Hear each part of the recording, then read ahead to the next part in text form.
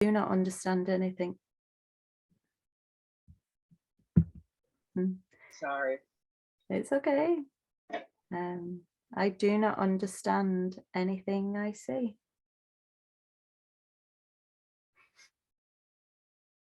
How could I understand what I see when I have judged it amiss?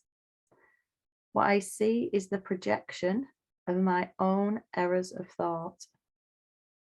I do not understand what I see because it is not understandable. There is no sense in trying to understand it, but there is every reason to let it go and make room for what can be seen and understood and loved. I can exchange what I see now for this merely by being willing to do so.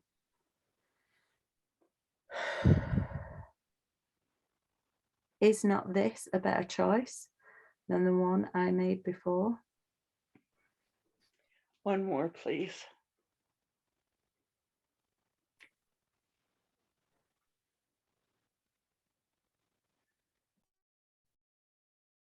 These thoughts do not mean anything. The thoughts of which I am aware do not mean anything because I'm trying to think without God.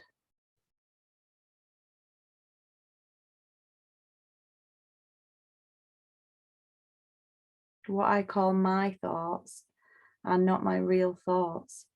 My real thoughts are the thoughts I think with God. I am not aware of them because I have made my thoughts to take their place. I am willing to recognize that my thoughts do not mean anything and to let them go.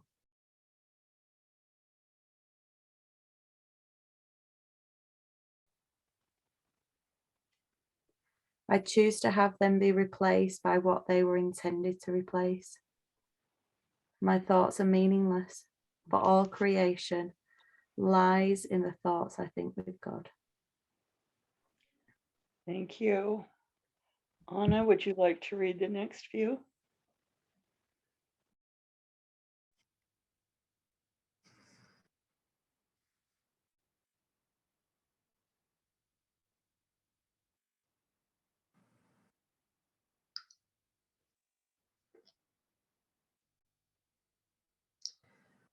I am never upset for the reason I think. I am never upset for the reason I think because I am constantly trying to justify my thoughts. I am constantly trying to make them true. I make all things my enemies so that my anger is justified and my attacks are warranted. I have not realized how much I have misused everything I see by assigning this role to it. I have done this to defend a thought system that has hurt me and that I no longer want.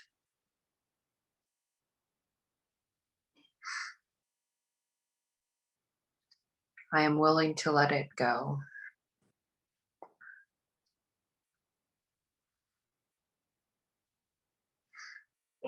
I am upset because I see what is not there. Reality is never frightening. It is impossible that it could upset me. Reality brings only perfect peace. When I'm upset, it is always because I have replaced reality with illusions I made up. The illusions are upsetting because I have given them reality and thus regard reality as an illusion.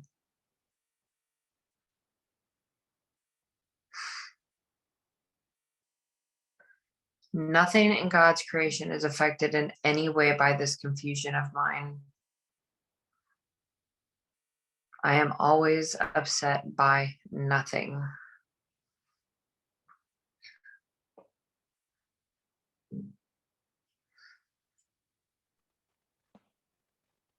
One more. I see only the past. As I look about, I condemn the world I look upon. I call this seeing. I hold the past against everyone and everything, making them my enemies. When I have forgiven myself and remembered who I am, I will bless everyone and everything I see. There will be no past and therefore no enemies. And I will look with love on all that I failed to see before. Thank you. My mind is preoccupied with past thoughts. I see only my own thoughts, and my mind is preoccupied with the past. What then can I see as it is? Let me remember that I look on the past to prevent the present from dawning on my mind. Let me understand that I am trying to use time against God. Let me learn to give the past away, realizing that in so doing, I am giving up nothing.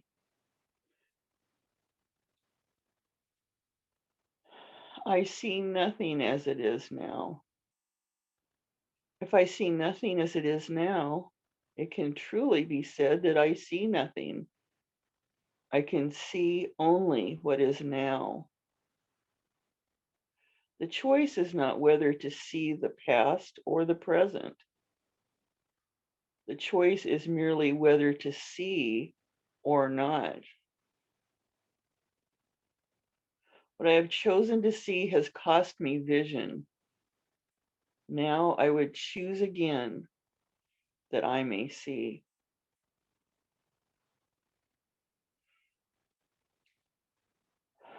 My thoughts do not mean anything. I have no private thoughts.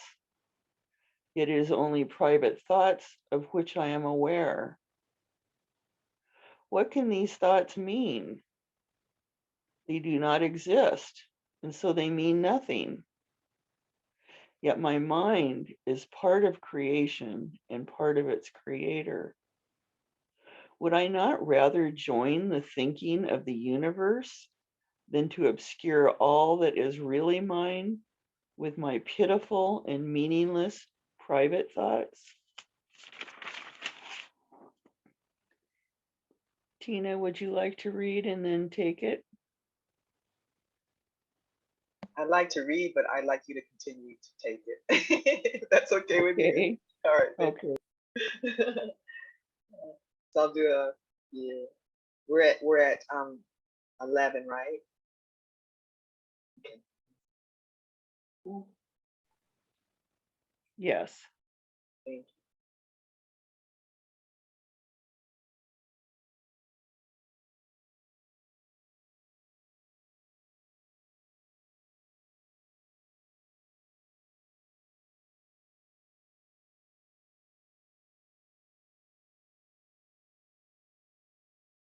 My meaningless thoughts are showing me a meaningless world. Since the thoughts of which I am aware do not mean anything, the world that pictures them can have no meaning. What is producing this world is insane, and so is what it produces. Reality is not insane, and I have real thoughts as well as insane ones. Ooh. I can therefore see a real world if I look to my real thoughts as my guide for seeing.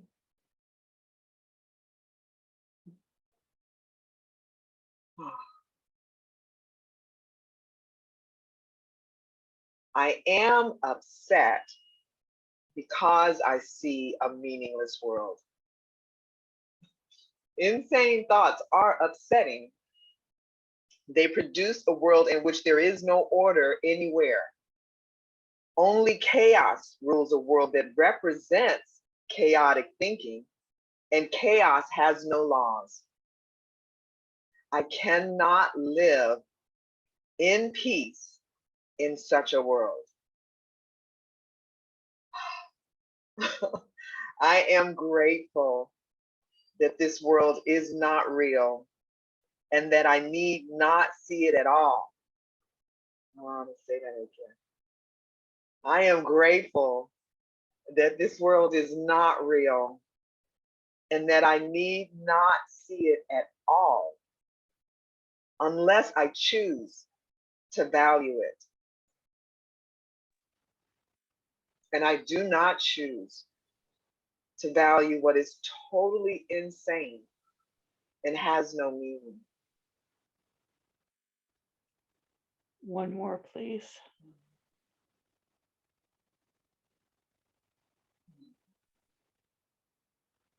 A meaningless world engenders fear. The totally insane engenders fear because it is completely undependable and offers no grounds for trust. Nothing in madness is dependable. It holds out no safety and no hope. But such a world is not real. I have given it the illusion of reality and have suffered from my belief in it. Now I choose to withdraw this belief and place my trust in reality. In choosing this, I will escape all the effects of the world of fear because I am acknowledging that it does not exist.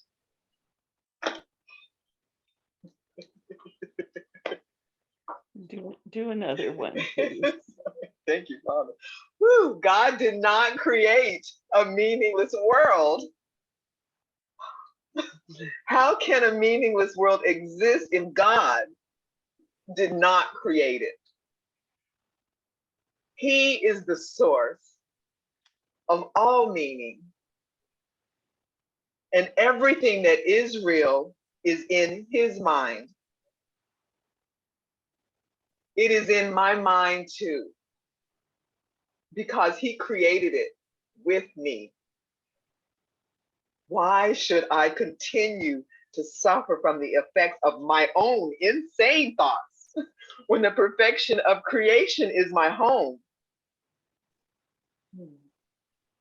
Let me remember the power of my decision and recognize where I really abide. Thank you. Gemma?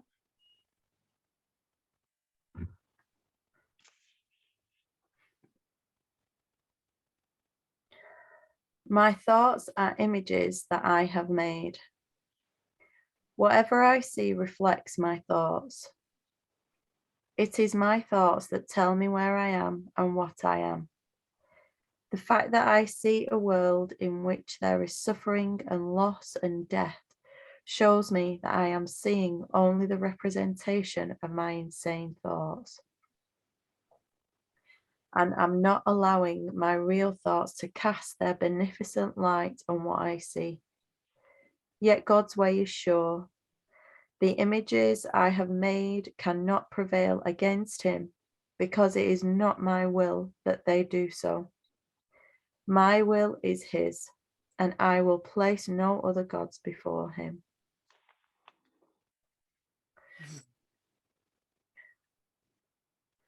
I have no neutral thoughts.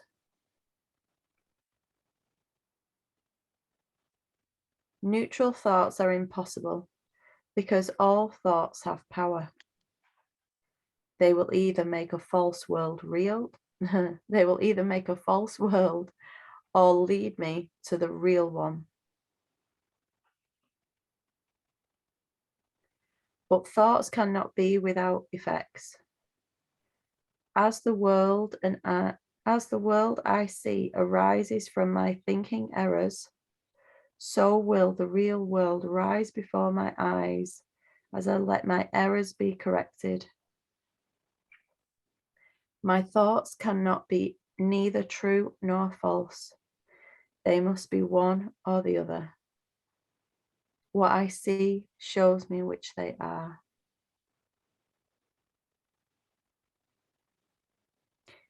I see no neutral things.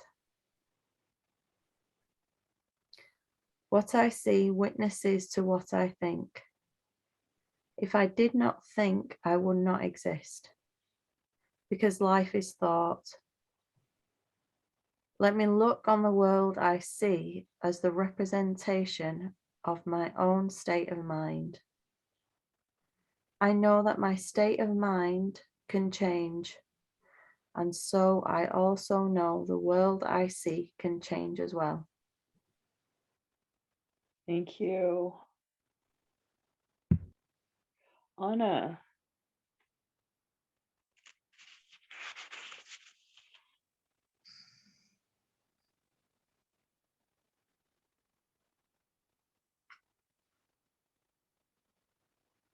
I am not alone in experiencing the effects of my seeing. If I have no private thoughts, I cannot see a private world.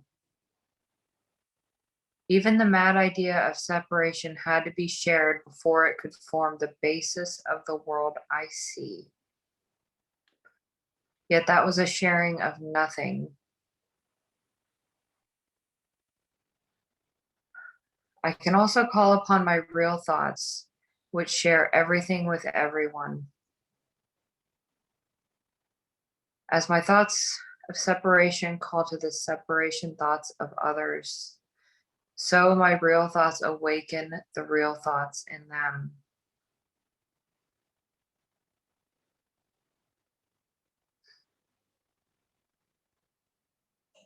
And the world my real thoughts show me will dawn on their sight as well as mine.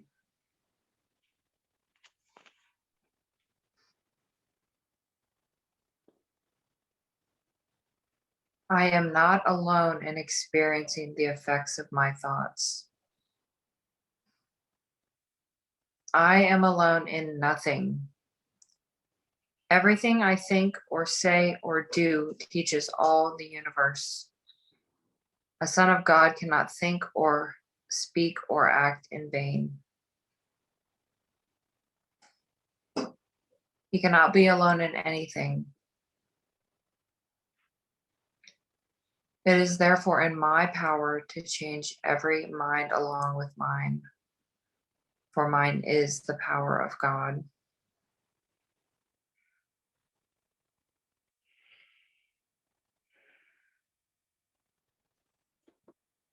I am determined to see.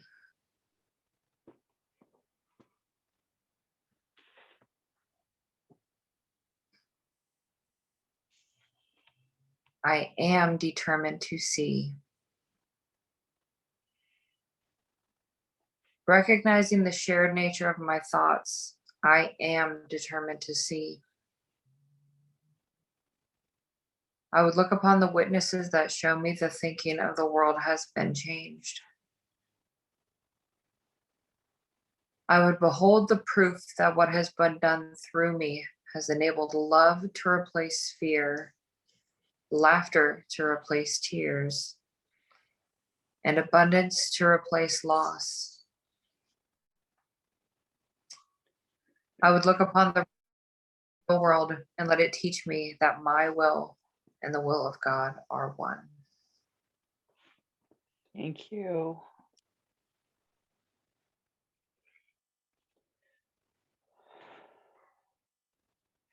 I am determined to see things differently. What I see now are but signs of disease, disaster, and death. This cannot be what God created for his beloved Son. The very fact that I see such things is proof that I do not understand God. Therefore, I also do not understand his Son. What I see tells me that I do not know who I am. I am determined to see the witnesses to the truth in me, rather than those which show me an illusion of myself.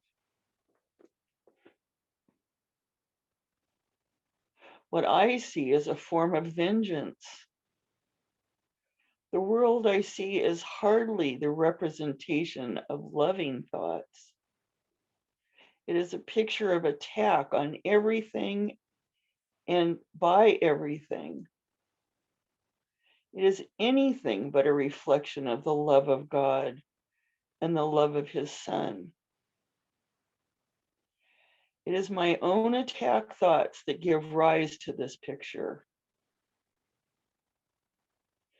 My loving thoughts will save me from this perception of the world and give me the peace God intended me to have.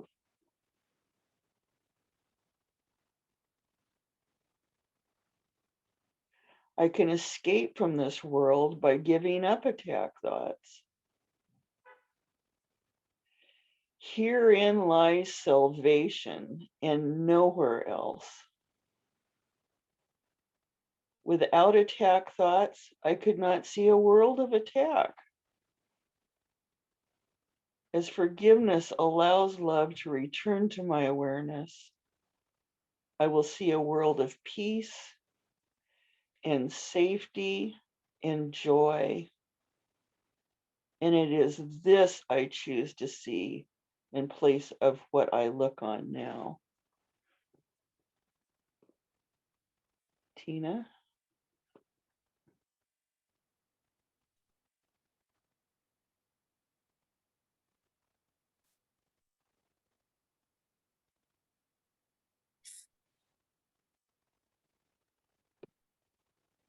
I do not perceive my own best interests.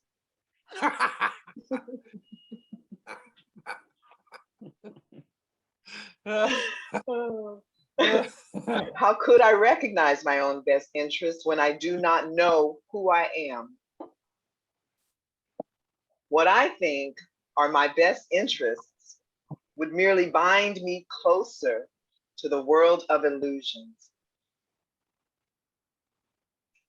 I am willing to follow the guide God has given me to find out what my own best interests are, recognizing that I cannot perceive them by myself.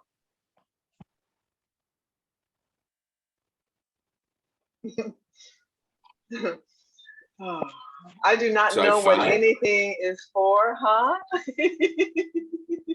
It's so funny. I always tune in at exactly the right moment. Yeah, you do. Couldn't be any other way. I do not know what anything is for. I do not know what anything is for. No. Nope, I don't. To Soon as you me, screwed. what? Soon as you think you do, you're screwed. Because to me, the purpose of everything is to prove that my illusions about myself are real. It is for this purpose that I attempt to use everyone and everything. It is for this that I believe the world is for. Therefore, I do not recognize its real purpose.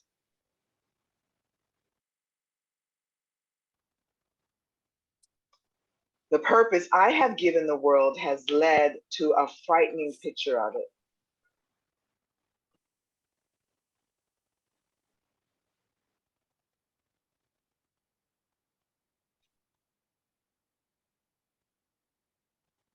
Let me open my mind to the world's real purpose by withdrawing the one I have given it and learning the truth about it.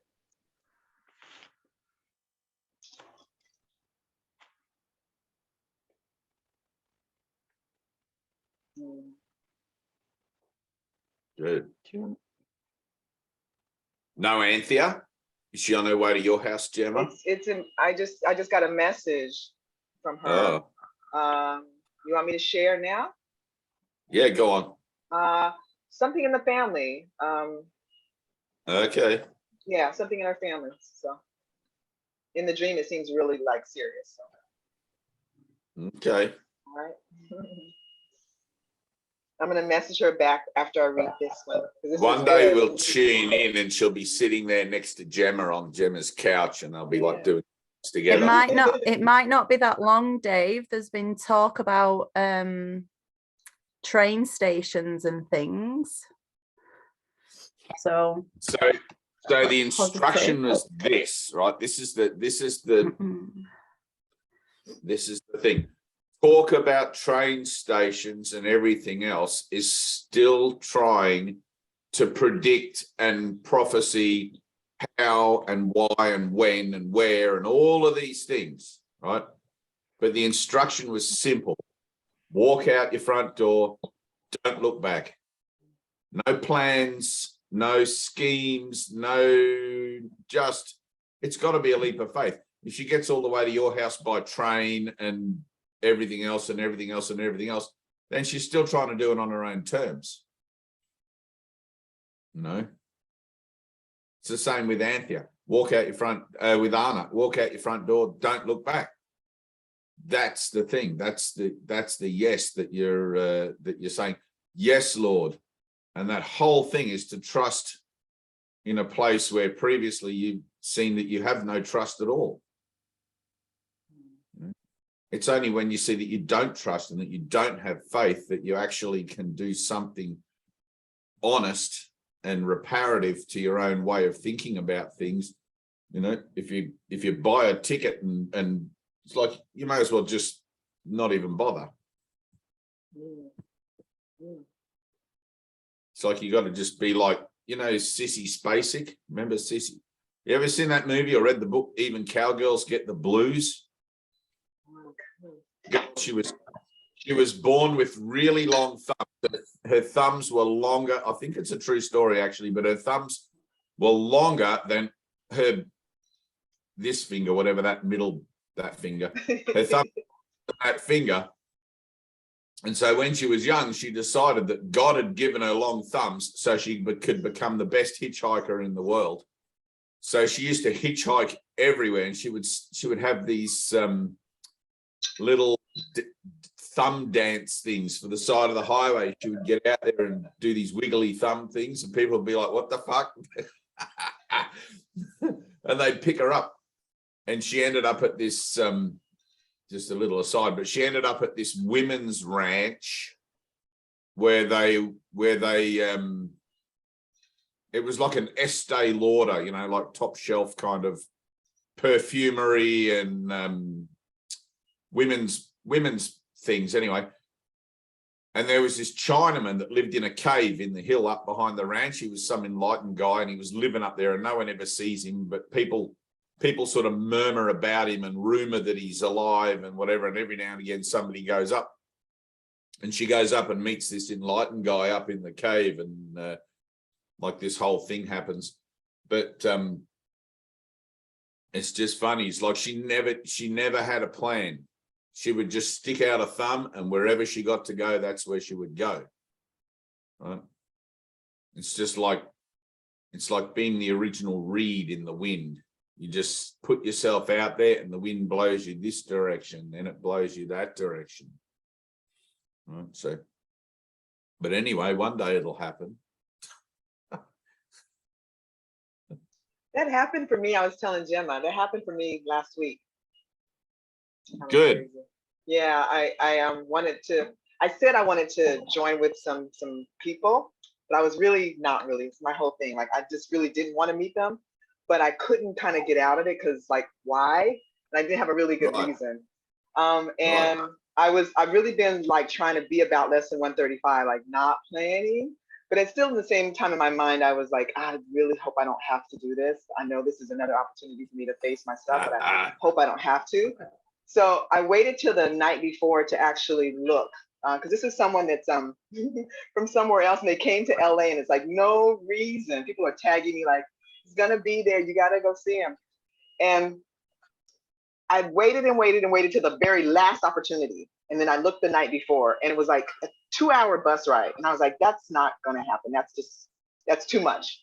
So the next morning, I was like, let me just go to sleep on this. And the next morning, I was like, well, let me just reach out and say I can't come because of this, so now I'm clean. So I reached out, I'm like, I'm not going to be able to, but I really wish I could. I really want to see you, but I'm not going to be able to because it's a 2-hour ride. And I was yeah, exactly. But I was leaving a message, and then 10 seconds later, and so let me just say this part. I staged it. I was like at the yoga park, like I'm busy with my yoga video, and but I really wish I could see you. Just like lying. And then 10 seconds later, I got a message back like, oh, do you have a spark in your heart to really come? And I just settled in. I was like, I kind of do have a spark to come. And I was like, but I'm just gonna let it be miraculous. And he said the same thing, said, let it be miraculous. So I was like, okay, but I felt really good, and I did have a spark to go, but I was still really afraid. So I got home, and I was thinking about it, and I was like, wow, I do want to go. I do want to join. I'm really afraid. I'm just gonna get dressed to go. I don't know how it's gonna happen. I'm just gonna get dressed to go.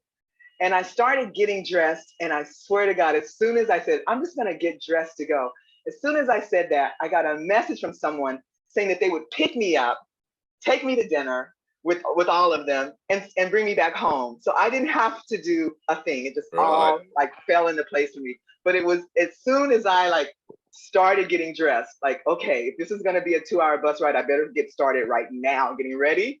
And I didn't have to do that 2-hour bus ride. I had to do nothing. So I just wanted to share that really quickly because I need more convincing, and I just want to strengthen it in my own mind. So there. Right. You just have to say no enough times. Yeah. And just know that I'm lying. Like I'm saying, I know what I'm doing, and I can't really keep lying to myself. I'm lying to everybody else, but I recognize it in myself. Like I know I can probably fool all of you guys, but I can't really. You're being true to yourself as a liar. But I can't really like. Before I felt like that, I could kind of like hide that in my mind. It's like I kind of can't. It's like I know I'm lying. Inappropriate use of denial. Yeah, like I know. Like I just gotta freaking face this stuff. So anyway, I just wanted to share that real quick. Until the next time. Funny how it happens, It's funny how it happens. It's always in the last minute.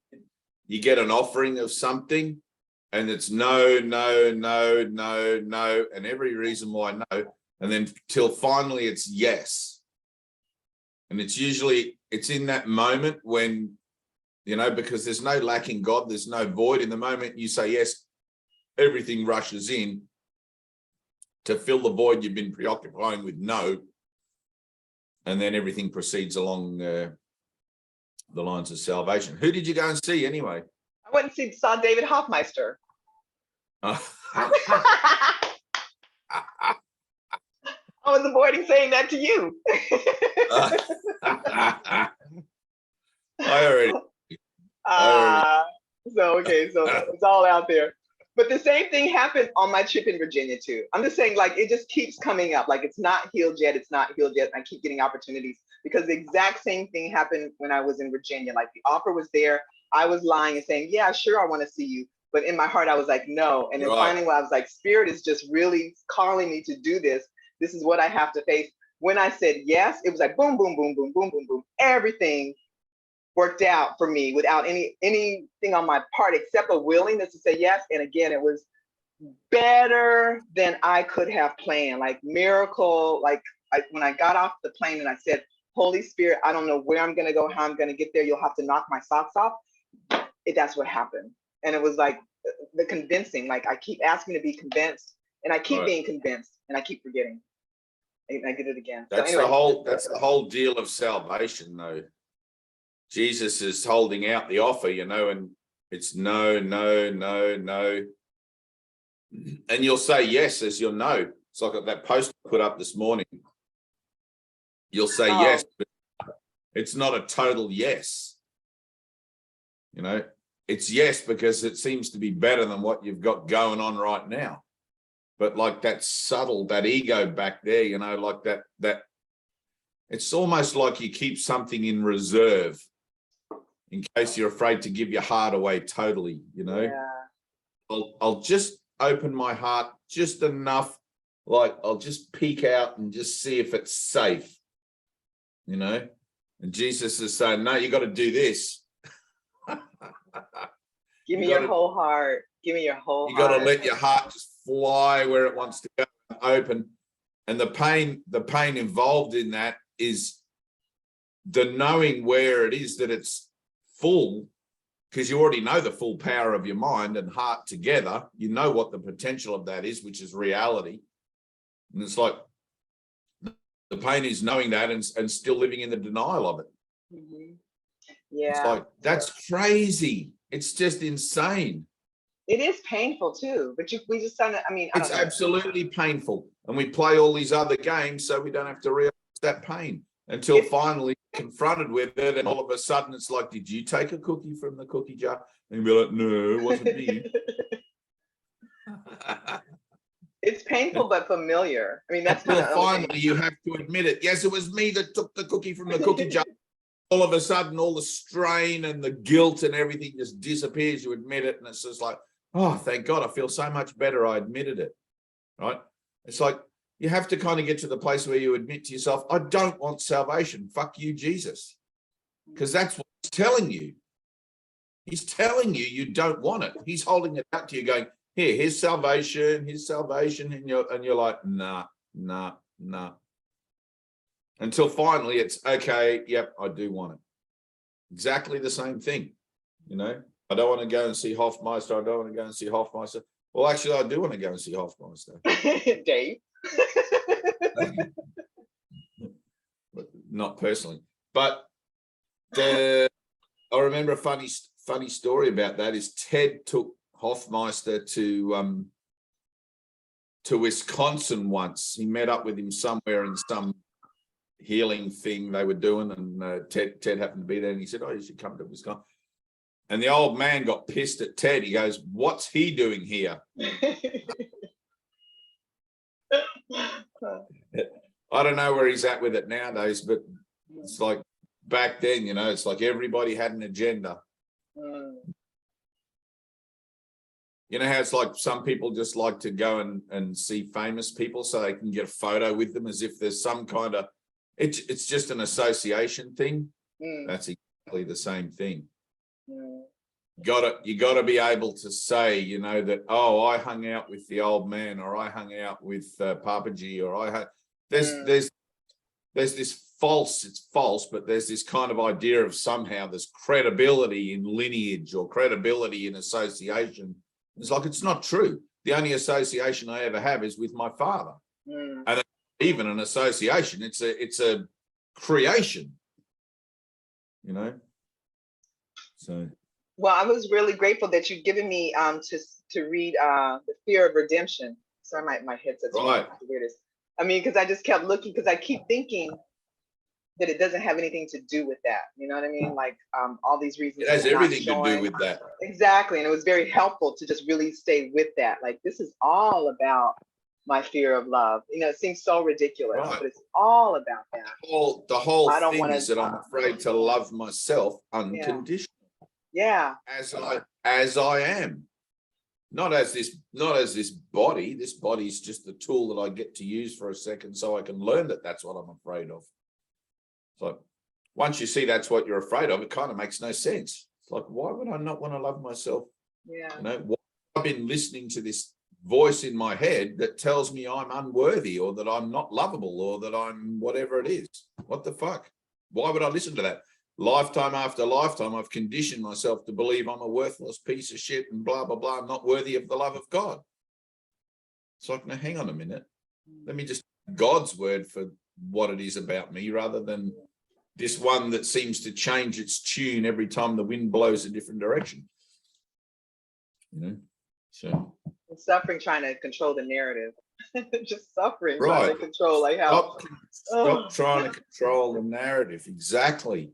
Just say yes and then be about the yes. Yeah, and this is what it is. You know what I mean? It's the saying of the yes in the first place that it's going to bring everything to the surface.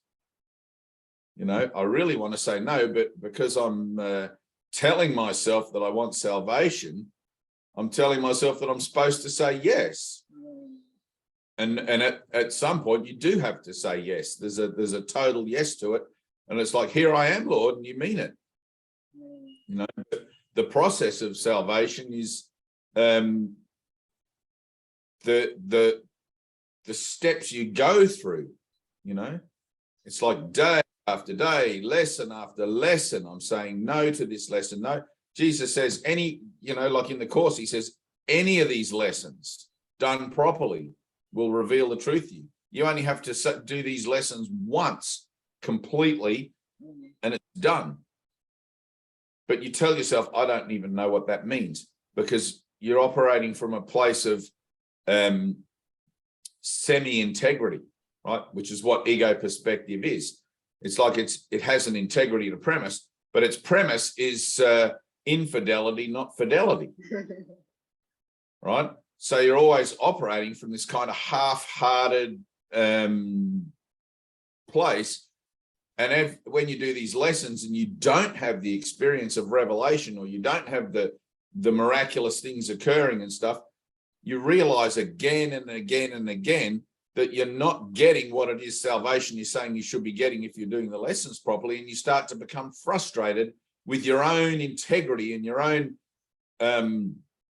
authenticity in what it is you're about.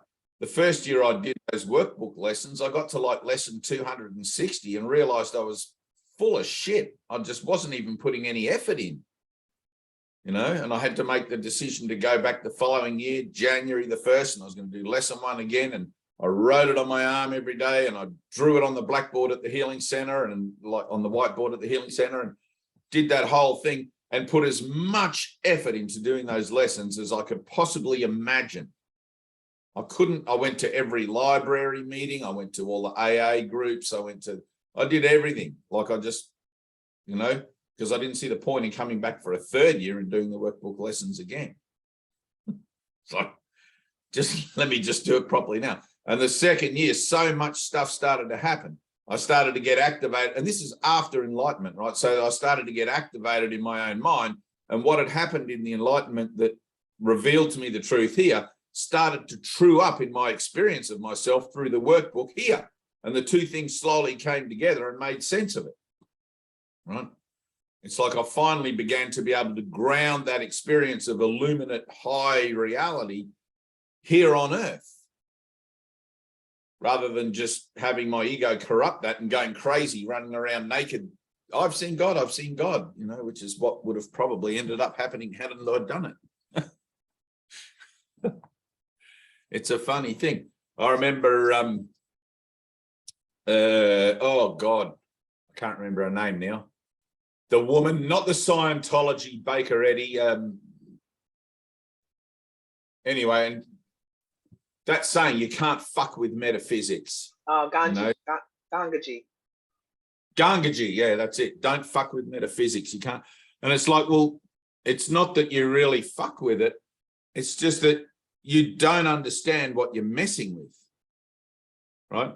If you don't have the full integrity to follow it through and do what it takes, then you're actually drawing upon the power of the full power of your mind half-heartedly, which in that half-heartedness gets corrupted by the ego, you know, because you're not listening fully, you're not doing fully, you're not saying yes fully, you're not doing anything with the fullness of self that allows what is given to you and has already actually been given to you to be used for its full purpose. If it can't be used for its full purpose by you, then it's not really used at all, not to your advantage, not for your own best interests. You know, it's like if I said to you, here's 10 gallons of petrol, put it in your car and you'll be able to drive from here to there, and you only put 5 gallons in because you think I'll keep the 5 for a rainy day in case I don't have 5 later. you're only going to get halfway. You know, it's a simple thing. It's got to be done in full measure with every effort and every, you know, you proceed, you start, what's that saying? You put your first foot forward as you intend to proceed or something. I'm getting a bit remiss with my sayings. My memory of things is really falling away these days. It's hard to remember stuff. I use the Indiana Jones one. That's one. You know, Oh, with what's the the bridge, Indiana Jones? with the bridge, you know what I mean? When he was going across, he had to go across the bridge, like, and he actually had to take a step, and then the bridge would meet him because it looked like there was no bridge there. Oh yeah, Like yeah. he had to Well, actually leap of put his faith, foot exactly. down, and then the bridge would meet him. Yeah. Just one. And then he could take the handful of stones and throw it, and he could see the bridge. Exactly. I forgot that part. I just knew. I just thought it was. Right. That's better. But he didn't take that step with all his weight on the back foot, like testing. He committed, you know, he totally put that step. If there was no bridge, he was going down. Wow. But once he saw that the bridge was there, he could grab the stones and he threw them out across the bridge, and he could see the rest of the bridge. Remember that? That's better. I didn't remember that part. Right. Oh, that's right. better. Right. Yeah, thank you. It's just an action of mind. You get to see the action of mind there as what a leap of faith actually is. It's like that story of mine, you know, like it's only a little story. It's probably not my greatest one, but it's the one that has the most fanciful ending, where I just hitchhiked out to the highway. I had to get to Byron Bay. I wanted to go and see everybody at the healing center, and I could have driven my car. And I thought, nah, I'm gonna test my faith, or I'm gonna be about my faith here. And I walked out, and nobody picked me up. You know, and I said to God, it's like, and I guess I kind of put God to the test here a bit, but you know, I don't know. I said, all right, I'll wait for 12 cars, and if no one picks me up, I'm going home. And 11 cars went by and no one picked me up. And the 12th car that went by was a white Mercedes convertible with this young couple dressed in white, looking perfect, going all the way to Byron Bay where I needed to go. You know, me, a scruffy old hippie sitting in the back of this $1 million car or whatever it is. You know, it's like, what a setup that is. But I actually had to have the faith that I would get there, that I would trust God with it. And when I did, it just showed up in a way better than I could imagine. It was like it was total luxury, and everything was just, you know, we'll take you there. Same thing, Anna, same thing. Walk out your front door, don't look back. You can't have a plan. You can't have an agenda. You can't work out how, why, or nothing. You just got to go, fuck it. I'm doing it, and do it. And you will when you will. Saying yes is an incredible thing. It's not really like that movie Yes Man, although that's a pretty good depiction. But it's like in the idea, like the motto, the whole motto for the course is listen, learn, and do. Right? There is an actual doing component to the fulfillment of your salvation. Listen, learn, and do. Right now, one of the things I have when I was doing the AA, the 12 steps, I think it's the 5th step was became willing. No, that was make an admission. Anyway, but one of the steps is become willing to make amends to those we have harmed and blah, blah, blah. And when you go to the big book, there are examples of people, alcoholics, who've gone through the steps and stuff, and they've told you how, they tell you how it is that they did each step and qualified each step within their own perception of themselves. And part of that step 5 was the one that I read or remember reading, was this guy who wrote a series of letters apologizing to people from his past for his behaviors and for all the damage it had caused in their life, him being an alcoholic and whatever like that. There was an actual doing that he had to do, right? And I don't remember the outcome of that thing, but I actually did that step, and I went through and I actually wrote some greeting cards. I made up some nice cards, handmade ones, and sent them to a few of my girlfriends who, it's like, well, it's a funny thing because you're looking for perfection, right? The mind in denial is looking for perfection, but on its own terms.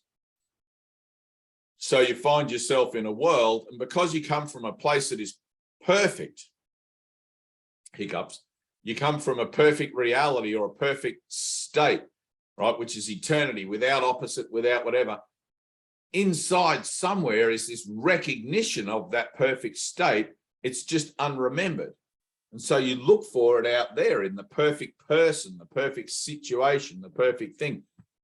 And so you find somebody who you think is perfect or fulfills whatever the ticks in the boxes are. And that's great while the honeymoon period lasts, and then the honeymoon period wears off and that perfection seems to lack luster that it did when you first met. And you start looking around again for what else is perfect, thinking, no, that must not be it. And so you go from person to person or situation to situation, looking for a perfection that can only be found within you. And you don't even know what you're doing. You don't even know that you're completely ignorant of what you're actually about. It's like you're lost in the dark and you're just trying any old thing on that fits, you know, or any relationship that you think will fit the bill. And you go from one to the next, to the next, to the next, failing to recognize that love is content, not form. And you look for it in the form, right? It's like it shows up in form. Oh, she's nice or he's nice. And, you know, ticks all the boxes, muscles, nice haircut, you know, and a nice job and all of these. So, yep, that's great. And then all of a sudden that honeymoon period wears off and you realize they've got some bad habits, you know, and I don't like their friends and all these other things. And starts to be like this debt. So you start looking again, you know, until finally you get up, you give up, until finally you realize what the hell is going on. I can't seem to find anything out there that makes me happy. And you look within, you know, and then it doesn't matter who you're with, anyone or no one. It's like it's all the same thing, you know. So there's always this history, if you like, or this idea of the past where even though it's gone, yep, let it go, all of that sort of thing. Sometimes it's difficult to let it go. And sometimes it's like it's helpful, like that lesson 5, step 5, pretty sure it was step 5. Become willing to make amends, right? It's the same thing as the do component in A Course in Miracles. Listen, learn, and do. Listen to my voice, learn to undo error, and do something to correct it. Now, the only error that I actually have is believing that I'm separate from God, right? And it shows up in my relationships in every one, right? So until that moment where I accept that I'm not separate from God, I'm going to be manifesting or bringing forth the idea of the error in this relationship, that relationship, that relationship. And I'm going to see it everywhere I go because I haven't yet dealt with it where it actually is. Right. So I'm projecting the error out. Oh, that person's something and that person's not something and that person, this, that, now. And I've got a story for everything. Okay. So in the listen, learn, and do, in the doing, I need to be able to correct the error where it is. It would take me forever if I had to run around the world and actually apologize to everybody who I thought was capable of fulfilling my agendas and whatever, who I perceive that has failed me. They never actually did, but, you know, it would take forever. So it's like the whole point of salvation is, let me address the problem where it actually is. One problem, one solution. I think I'm separate from God. The solution is I'm not, right? How do I address that? I need to take a leap of faith, because it's only through faith that I'm going to realize that I'm supported by a higher power. I can't just sit here and believe that I'm supported by a higher power. I need to have the experience of being supported. I need to see that it's so, because I'm a liar from the beginning and the son of a liar, and I've lied about everything ever, you know. I don't want to go and see David Hoffmeister. Well, you do.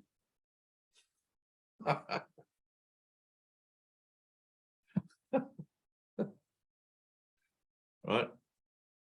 So you can't trust your own thinking. Jesus goes even further and says, your thoughts don't even mean anything. Experience is the teacher. You need to have an experience. You need to experience being supported by God. You're not going to do that if you're trying to structure your own best interests all the way along. If you're still trying to row your own boat and decide how it is you're going to get from here to here, or what you're going to eat in the morning, what clothes you're going to put on, what conversations you're going to have, and all these sorts of things, then what can change in that equation? What can there be presented within that very highly controlled environment to give you the opportunity to take a leap of faith? You're going to have to develop cancer or something. And that's exactly what will happen. Where you finally get to a place where you have no choice but faith. You know, and then it's not even really a leap of faith, because you just ran out of your own options. Right? So it's like, make hay whilst the sun shines, be about the kingdom of heaven first, and then all else will come to you. It's like you have to address the problem where it is. Listen, learn, and do something to correct it straight away. If you knew that the food you were eating was going to give you a cancer or whatever, you'd just instantly stop eating that food. Right? If you knew that your inactivity in the participation with your salvation, even though you're reading the books and everything else, if you knew that you weren't fulfilling your obligation to the atonement through still trying to control your own environment, you'd immediately stop trying to control your own environment. The only reason that you don't is because you don't want salvation. That's the place you look at. Jesus is saying the first obstacle to peace is the desire to get rid of it. Can you find that in the book, Tina, while we're talking? The obstacles to peace. The first one is the desire to get rid of it, right? It's not until you see that within yourself, it's not until you actually go, oh man, I don't want peace. I don't want salvation. I don't want God, that you can actually make the change. Me telling you that you don't want God and don't want salvation and don't want peace, that's pointless. I can tell you till I'm blue in the face. I can lead the horse to water again and again and again, but I can't make that horse drink.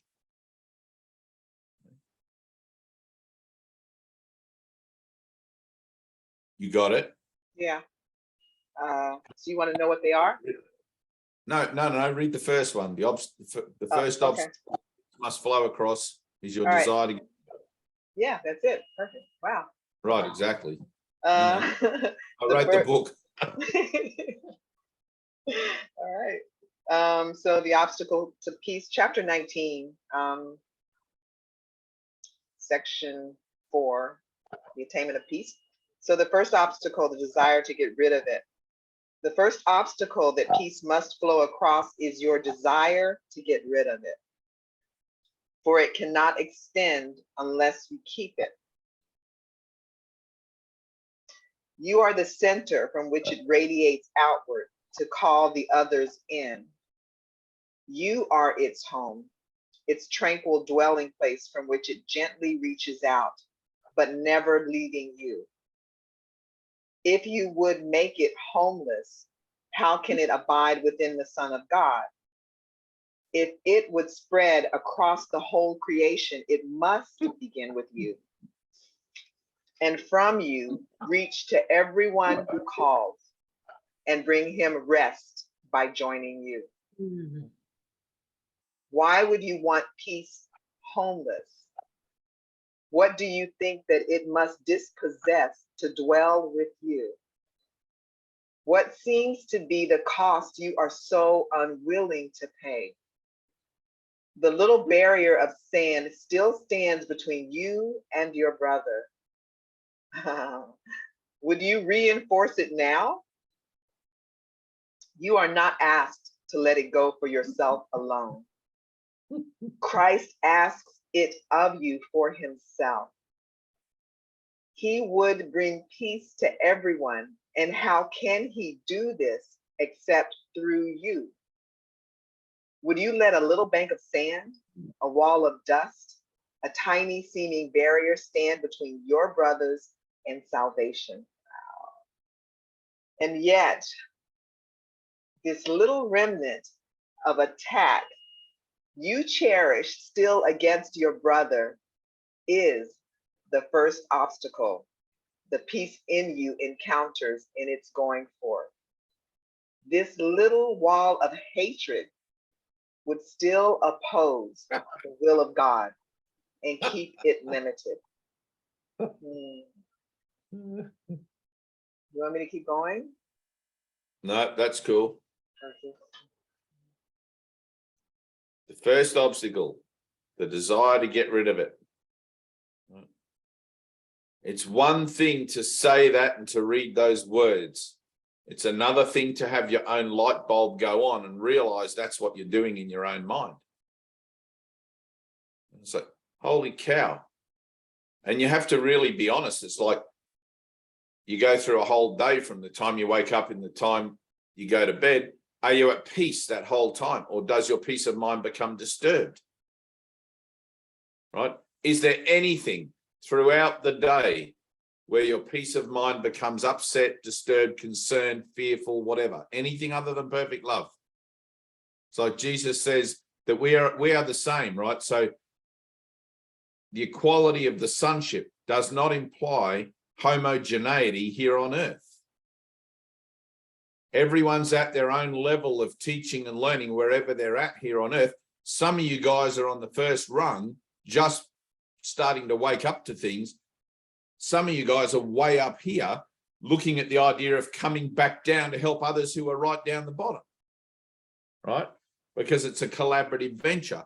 It's like Sir Edmund Hillary climbing Mount Everest, gets all the way to the top and then comes back down and teaches other guys how to get to the top. That's what salvation is. Ted used to say, I'm just sitting here in my chair and I'm teaching from my own experience. Hopefully you guys can use what I'm teaching you to go beyond what I've experienced and then come back and get me. Right? Everybody, me, you, Hofmeister, people that are already gone, whatever, have a vibration that resonates at a certain level. I can't get beyond the level I'm resonating at because I've made a decision to represent God where best befits my ability, if you like, or my willingness to do so, which seems to be in this moment, here and now, what's going on in the Zoom meeting, right? Now, there's other things I know about myself and about what it is that goes on in my own mind that are able to be more effective than just sitting here in a Zoom meeting, but I can't, for whatever reason, dissipate that or project that or do whatever within the meeting, you know, which is what happens when we do our hands-on sessions up there in the session room. Whole nother thing goes on, right? But Zoom meeting like this is entirely concerned with mind training, right? We get to do a little bit of confrontation in the idea of our, when we do our circle work and everything, right? And that seems to be about as far as we go, but I want to try and push that further. But it's like, I've got to get you guys, and like, this is where it presents to me in my own mind. It's like the idea when Jesus chose his 12, right? He only really needed one other, right? Because where any two join with a single purpose, that's the will of God. He only really needed one other. He chose 12 because it would be easier to represent the Great Ray Association that he knew he was dealing with as an idea of his own denial represented in each of them, right? Every one of those disciples had their own isms and their own strengths and their own all of those things. And Jesus, having grown up with them from the time he was a boy, knew them very well, chose them very specifically, right? When we read the Bible, we get a sense that, oh, Jesus just wandered through his village and just said, you. It's like, no. He went down to the water and, you know, picked the fisherman and his brother and the tax collector, Simon or whatever his name was, John or whoever. Same with you guys. You guys have a particular frequency. It's like I look at Gemma, and Gemma has this whole thing. Like my whole understanding of Gemma is that she's in service, right? I don't have to worry about how, why, when, where, and what. I just know that's the state of her mind. She's in service. She's actually about her Father's business in a way that is tangible and involves this kind of doing component where what she's thinking, saying, and being about is all from the one thing. It all represents in a single accord, right? Gemma, I can put to the side there, which is why I want you here, Gemma, with me, right? Gemma's like done in her own thing. She's sort of got this tangibility about her. Anna's you're still kind of like truing up to something in you that sort of like seems to be in the periphery there, and you haven't quite like, you know, and I'm doing these ones, right, because we're in this together. Tina's like this core, and then we've got Laurie over here, Laurie's sort of representing some celestial kind of side of things to me, right, which is almost like the Holy Spirit. And so like I have all these energies, right? I look at you guys as like energies. I know you're my brothers in Christ, but here in this world, how can we be useful together? How is it that we can come together to be the max benefit for the greater good? Given that all expressions of love are maximal, let's work together to increase the availability of our expression of love as a whole, as a little Zoom group, and individually. You know, it's like Ted used to say, if I can just get you guys all on the same page, this would be an incredible occurrence. You know, oh, there's Ida. You know, and he worked his ass off. Ted worked his ass off day in, day out to get us all on the same page. And at the end of that 6-year period where that center was open for, or it was open the 6 years I was there anyway, but it was open for about 10 years. But I really don't know whether he, in his own mind, perceived that we were all kind of on the same page together or not. Certainly when we were doing our light meditations, there was a noticeable core of associations that would always enter into the light meditation and start to become active and start to represent the idea that the light is actually active in them through the reaction that they would have in their body and the experience that they would have of the light directly. And then there was other guys that would stand with folded arms around the outside, looking at everybody else having these convulsing, weird experiences in the middle of this throng of 100 people. It's like Osho's dynamic meditation, you know. So I would look at the whole thing and I'd say, well, not everybody's doing the core of the work or in the core there. Some guys are still around the periphery. And Ted was always like of the opinion that we had to try and bring those brothers in, you know, and it's only a matter of confronting your fears. That's all it is. We would even have some people, because we had an open door policy, we would have some people that would walk in off the street, never having been there before, see what was going on and almost run out of the door. They couldn't get out of there fast enough, you know. They could feel the energy. They'd see people going, and having all these weird shit going on in the light, and they'd like leg it as fast as they could. You'd never see them again.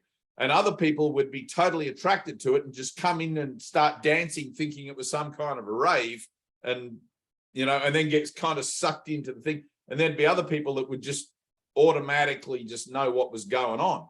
They just, oh, I've done this before in my Osho, or in my, what's that other, the church where they do that dynamic Pentecostal, yeah, the Pentecostal thing. And we even had this woman come from America once. It was beautiful. She was a gospel singer, and she had the most incredible voice, strong voice, and she just entered in. She said, town was like 20 minutes away. This is how connected she was, right? Town was a 20-minute walk. And she said, I could feel you guys from town. She said, I've been drawn here. I just had to come find you. I knew there was something going on here. And she felt it, and she just made her way. And she didn't have any slightest reaction for or against. She just made herself at home. She just blended right in like, I'm here. She just turned up, you know. It was an incredible thing. And then that evening she gave a gospel performance, I guess. None of us were gospelers, or if that's the word. But there's an entering in that when your mind gets to a certain point of maturation, you just kind of feel your way. You just kind of know it, and you'll do whatever it takes to stay in that frequency, to stay in that association, because you can feel it across town. You can feel it. It's like in the story of Helen Schuckman, right? If you haven't watched the story of A Course in Miracles, where Helen her mind starts to open to hearing Jesus. She doesn't even know it's Jesus, right? She starts having these prophetic visions and dreams and things like that. And she says to Bill, Bill's doing the narration actually, but Bill says, one day Helen came to me and said she had this insight or this prophetic kind of feeling that a friend of theirs was trying to commit suicide. And so they rang him, and she was correct. He was trying to commit suicide, and they were able to talk him out of it, right? That's how tuned in you can get. That's how tuned in you are. It's like when I came out of the light, right? I don't know how to talk about this, but when I was in the Godhead, which is where I am now, I know, but when I found myself back in my body, my mind was so supercharged with light. I knew what was going on. I knew if there was a police radar unit down the road, I would slow down, and sure enough, it'd be there, right? Stuff would just, I'd know it, like the Holy Spirit would guide me specifically. My mind was so open. I was just yes to everything, right? Not everything as in individual things. Yes to God, yes to the whole thing, yes to the solution, yes to beyond even what yes is capable of. Oh, something just popped up. So it's like when we look at the Put the movie in there. Sorry. Huh? I just put the movie in there. That's the movie. The Helen Schuckman movie. The Helen Schuckman movie. Oh, good. Great. Watch that. That's homework for everybody. When when you look at the idea, or when I look at the idea of yes, wow, and thank you, and listen, learn, and do, they're the same thing to me. My yes is implicit in the listen, learn, and do. There's no point in saying yes to anything that Jesus asks of me if I'm not willing to actually be about his business. Seeing first that I can say the yes is one thing, right? Nothing could be asked of me unless it was going to be showing me firstly my denial, right?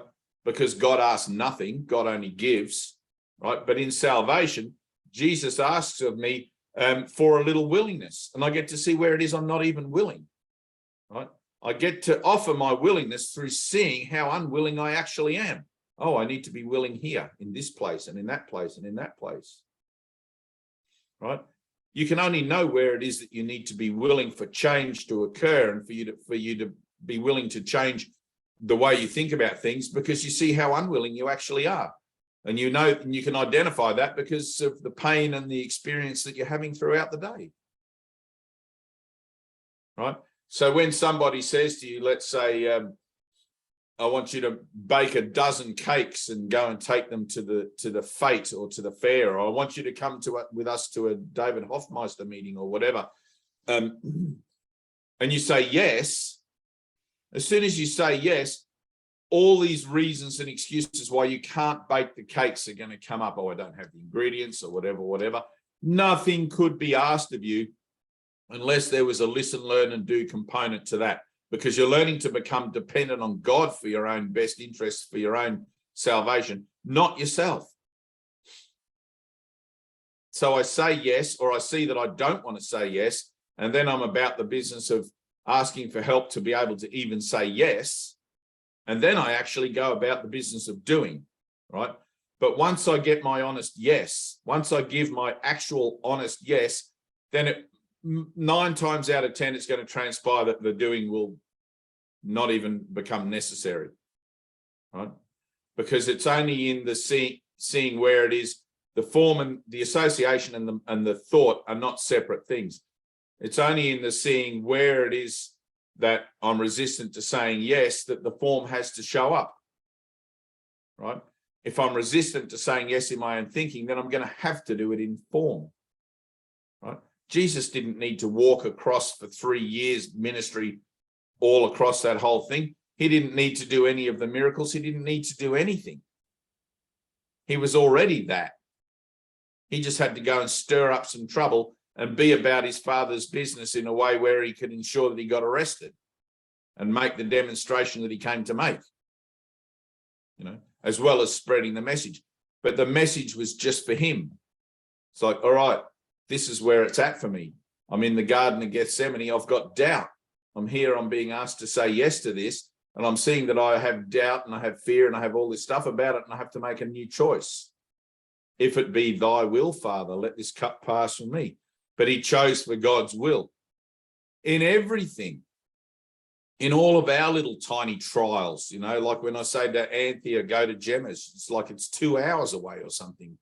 It's like, we would walk that in Australia. Our country is so big, we would just, you know, I'll be there in a couple of hours and I'll be there, whatever. But there's a doing required in that, because it's obvious to blind Freddie that the yes isn't really an honest yes. You know, if Jesus had Anthea, let's say, and I hope Anthea doesn't mind me using her as an example here. If Jesus had Anthea as a disciple, he would have made her go off and do some stuff. Because it's like you can hang around and hang around and hang around and still not hear this message. There has to be some kind of getting out of the comfort zone into some new territory where you can't fend for yourself, where you can't work it out for yourself, where it has to be miraculous. Because some people walk through the door and they just joint straight in, hallelujah, I'm here. Some people run away. But everybody comes to the table. Not everybody likes the food on it. I'm hungry, I want to eat, but I don't like this food. I'd rather the food was something I'm more accustomed to, you know? Does that make sense? Yeah.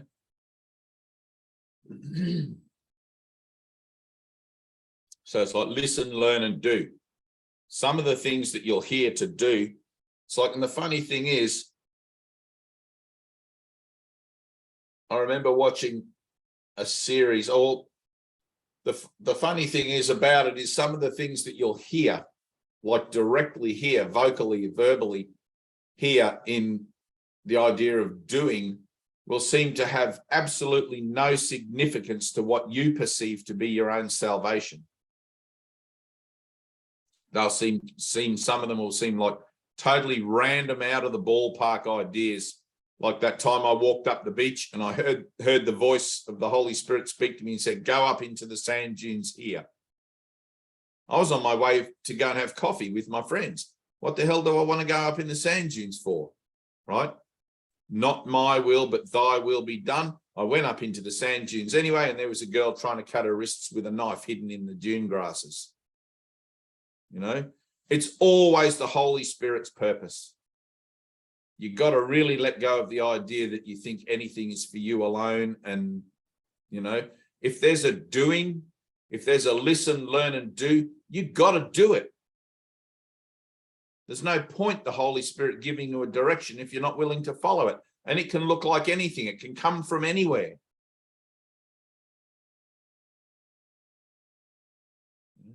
It's really a point of, do I really trust Jesus? Do I really trust that there is only God's voice speaking to me? Or do I still think, nah, that's not God's voice, which represents the idea of something other than that? You know?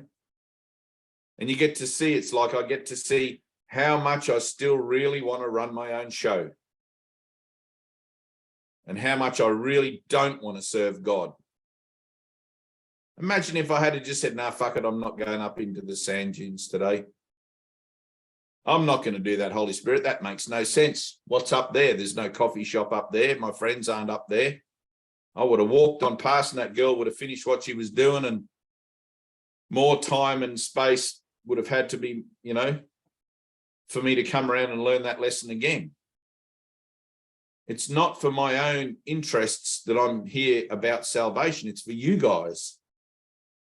I don't give a shit about salvation. I'm not seeking salvation. I'm not looking for it. I'm not even asking for it. I'm already done. Jesus told me that directly. Dave, you're done. When you hear him tell you that directly, then you can be done too. You'll be one of the greatest mistakes you can make is to think, and it's like this is funny, right? So one of the greatest mistakes you can make in salvation is to think that there are people on the planet who are just like you, to think everyone's the same, right? It's like, there are not. There are people in disguise here, and there are people like, for all I know, Laurie's there sitting here there quietly with her tick board, you know, her checklist of, she's my assessor or something, you know, up in the bardo, and she's just doing these little ones. But I have no clue. So I'm always open to the idea that because God always gives, there's always more. It's like, I know I'm done in salvation, but it's like I'm totally willing to do whatever that idea of that is as it's represented on earth. So Tina, when you said to me, I'd like to do Zoom meetings and whatever, I'm just, yes, well, let's just be about that, you know. And I always know that all these things come and go. But one of the things that, and I learned this the hard way, it was very embarrassing actually. When I was a newbie, we'll call it a newbie at the healing center, you get a guide, right? We used to get a guide. So you'd have someone for 12 months who was appointed to you as a guide. There'd be usually about 100 people there. And most of those people are accommodated or were accommodated within the center, you know, in the cabins, or we had this other facility down the road that accommodated about 40 people and that sort of thing. And you'd get a guide for 12 months, someone you could go and see and refer to. And if you're reading the course and you say, what does this mean and whatever, and you could sit together and you could ask what that meant for you and where you're at with it all. And this guy came and I was appointed as his guide. He was my first, you know, and I was kind of surprised that someone would appoint me as a guide, because I didn't really consider I was guide worthy or guide material. But I did recognize the potential within the teaching learning framework of things for me and him to come out further ahead than where we begin, you know. So I said yes to it.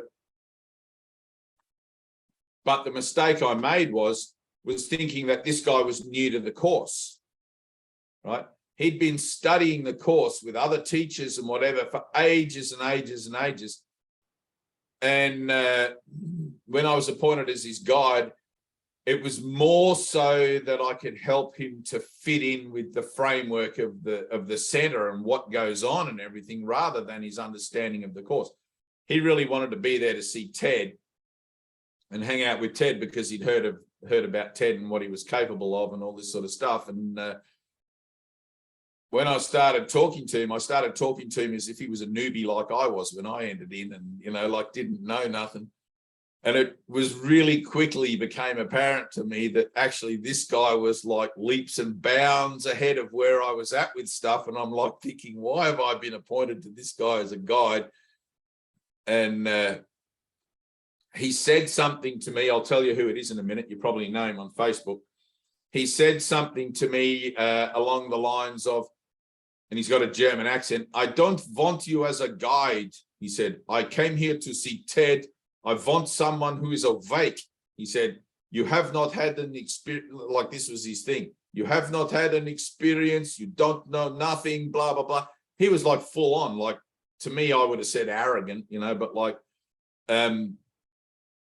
most German people tend to come across that way, right? If you're an Australian, they tend to be a little bit full of themselves. And I think it's just how they talk, you know, it's not really a arrogance, it's just the way they express.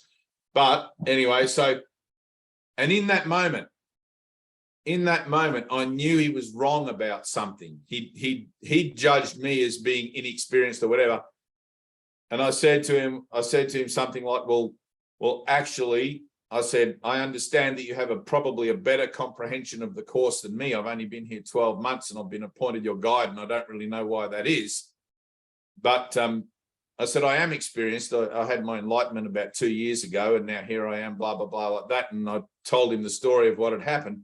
And he sort of sat back on his bed. We were in his little room. He sort of sat back on his bed with his eyes wide open. And I could see the tumblers in his brain, like trying to click it all together and work out where I now fitted in the scheme of his impressions of me and the whole thing. And all of a sudden, he became very compliant, or very, he surrendered. He totally surrendered, right? And there was a recognition in that I had something to offer him, but it wasn't through the course. And he has something to offer me, but it was through the course, right? He actually helped me to understand some of the course better than I was able to hear it from Ted, which I was totally grateful for. And I don't know what I helped him to understand, but helped him to realize, don't judge a book by its cover, maybe. I really don't know, right? But, and we became really good friends, like there was this whole thing. But that's how every relationship starts off. It starts off with this kind of clash of identities and clash of egos and clash of everything. And you try to make it work, which is why women try to change men. Fundamentally, it's like you try to fit it into your whole thing. It's only when you realize that you can't fit it into your perception of things that you surrender to it. I'm never going to change this person. I'm never going to change that situation, whatever, right? And it's going to take a miracle, right? So, and I don't know if you know Dave Phare. Do you know Dave Phare, Tina? Do you have? Oh, you don't have Dave Phare? I would have thought for sure. He's beautiful. You should get on his DEVAVAN. I'm gonna ask him to be my friend. Yeah, he's really DEVAVAN. He probably won't even remember that scenario, but that moment. But I remember it because it was completely. It was one of the moments where I felt completely out of my depth. But because I knew that there was something going on there, that my best interests had to have been being served, even though I couldn't perceive it at the time, I said yes to it. And it's in the saying yes and the doing of it. I mean, I felt completely not confident about being his guide from the get-go, And I even said to Margot was in charge of assigning guides, and that was her job within the center. I even said to her, I said, I don't really feel like I've been here long enough to be a guide, and she said, oh, no, this one's perfect for you. And then they gave me some other guy that was a drug addict, and I don't know. It seemed like I got all the weird ones. I didn't get anyone that just came in looking around, but again, finger on the nose, What's weird, right? So some good reflections there, but I learnt that one. It's like the Holy Spirit will speak to me through anyone. There is only the will of God. Now, if I truly am willing to accept that there is only the will of God, whatever is asked of me, I will just simply say yes and allow the orchestration of that yes to be miraculous. I don't know how to do this. I don't know how to go there. I don't know how to say these things, but I'm just going to say yes and step into that place where I don't know and let the Holy Spirit support me there, right? It's a leap of faith. If I say yes and step into that place with all my plans and ideas about things with me, then I'm going to muck it up or delay it. I have to be willing to say yes and have no clue how that's going to look. I've got no idea. I don't remember God. I don't know what salvation is about. All I'm told is that a little willingness is required of me. And in that willingness, I can say yes to it. Right? You only have to say yes once, truly. You only have to say you only have to do one of those workbook lessons once, truly, and the whole thing will be revealed. It's like one leap of faith is all leap of faiths. But it's like,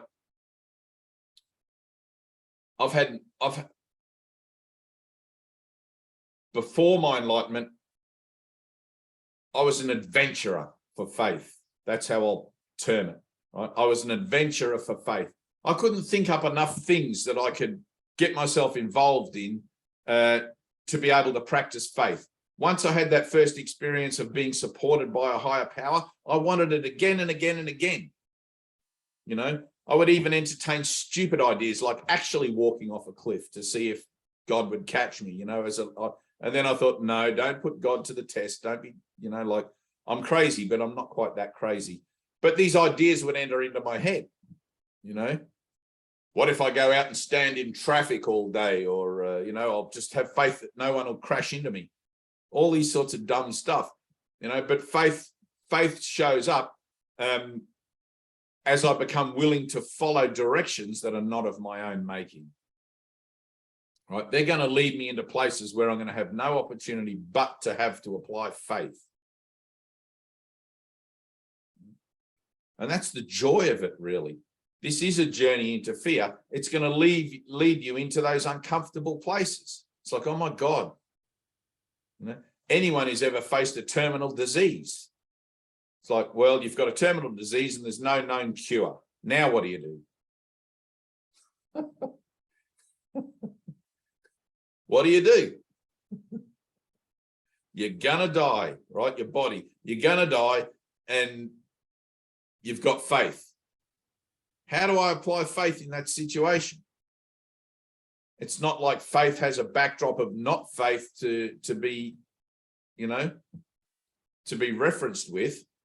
It's like, well, I'm going to die. How do I have faith? It's like the doctor, everybody's telling me I'm going to die. My body's expiring. Now what? There's not even any point of having faith. Right? It's a done deal. It's an outcome. Right? But without salvation, right, there wouldn't be any framework for you to be able to apply that faith to in that situation. It'd be just like this never-ending loose end that just goes off into inevitability, and you've got no choice, so you may as well just get it over and done with now. You know? But once you embrace salvation and the idea of following in a direction, you can be led. You can be led to a place in your mind where the decision for that corruption and the terminal disease and everything actually was made and can be undone. But you have to look upon it, right? It's like the fear of redemption. In that section, the fear of redemption, you may think it would be simple enough for the Holy Spirit to show you your hatred without the need for you to raise it to your awareness yourself, right? You've got to raise it to awareness yourself. You've got to see this happening in you. You've got to see it happening. Anna, you've got to see this happening, right? This is a true thing. Gemma, you've got to see this happening. Laurie, Dave, Tina, Ida. You've got to see it happening. You've got to realize in the full extent you do have a terminal disease. There is no cure. Your terminal disease is called human, right? The only cure you have is salvation, which gets you out of human altogether. Now, you don't want to get out of human altogether. You just want a better version of human. I want salvation, but I don't want to take that last step where it's complete. You know, I'll just play the game and pretend that I'm healing stuff. It's like you can't take half a cure. You can't have 2 aspirins, call me in the morning, and just take 1 aspirin. Take the damn 2 aspirins, call them in the morning, right? There's an actual doing to it. There's an actual thing you have to do. So when I tell you walk out your front door and don't look back, I mean exactly that. Now, if that brings up resistance, fantastic. That's part of the equation. Let's deal with the resistance first, right? You've got something tangible, emotional resistance there. It's like, well, it's not really resistance. It's a fear of love, right? Because love is the unknown factor in the equation here. And the only thing you could possibly resist is love, because love is everything. So it's like you look at that reason, you go, all right, well, what am I resisting? I'm resisting letting go of my comfort zone. I'm resisting letting go of all the things that make up my comfort zone, my worries, my fears, my troubles, you know, and you'll couch those worries and fears and troubles in your relationships, your work, your obligations, and all these other things, right? All those things are death. They're all death. They're all part of the disease of human, right? You can pick them up again whenever you want, but just for a second, let's let them go and play the game Jesus has given us to play, right? Seek ye first the kingdom of heaven, and then you can have all that other shit. He doesn't call it shit. He says, then all else will come to you, right? But it's like, let's for a second say yes to love in a total way, and then be about the business of what that yes entails, right? Now, if your yes is total, it's going to entail the total being about of that business. If your yes is only like, oh, okay, like that, then, you know, more will have to be offered later, right? You have to be led along the road to salvation according to your willingness to actually go. And it's like, there's the gate, there's the exit door over there. It's like, I'll just inch along it. Some people sprint to it. Not many, but some. Some people are forced there because the flames and the flood are at their back. They've got nowhere else to go except to the gate, you know, get out of here. You know, some by fire, some by flood. And some people like to do it methodically. I'll take one step today. I'll take one step tomorrow. Who's our she's the solicitor, you know, like that kind of mindset. Everybody's got their own approach to things in their own way that they fathom things out and what salvation means to them, which is why you can't really say to someone else, this is salvation, you're doing it wrong. But you can say, this is salvation, do it, right? And then leave the doing up to them, right? So the idea that you could do it wrong is not really true. You can either do it or not do it. So when Jesus says you give up the world and follow me, it's like yes or no. There's no gray area in that. You can't plan for how to follow him. He says, bring one robe and follow me. You can't be like, well, Jesus, couldn't we take the bus? It's a lot quicker if we're going, you know. Maybe we can get a few camels or something like that. It's just like, Jesus is like, dude, this is my show here. You're either in it for a penny, in it for a pound, or forget about it. We're not taking a camel, you know. So you kind of just say yes and just show up, right? Then whatever that looks like, it looks like. But first you got to deal with your resistance to even wanting to say yes. The first obstacle that peace must flow across is your desire to get rid of it. Right? The realization, oh, I don't want peace. I don't want love. I don't want all my dreams to come true. I just want my dreams to come true according to my own idea of what I think my dreams are deserving to be for me or should be for me. Right? If you actually knew that the universe has your own best interests at heart better than you do, you'd give up now. But you don't trust the universe because fundamentally you don't trust yourself. You don't trust anything. If you did, you wouldn't need A Course in Miracles. You wouldn't need 365 lessons. You wouldn't need me. You wouldn't need anything. You'd be out there running naked in the streets. I've seen God. I've seen God. We should do a session. We should do one of those sessions out naked in the street going, woohoo! See how far we get. That'd push the buttons. That'd get everybody like, what the hell? This surely can't be salvation. You wait till you have to do this without your body. Woohoo!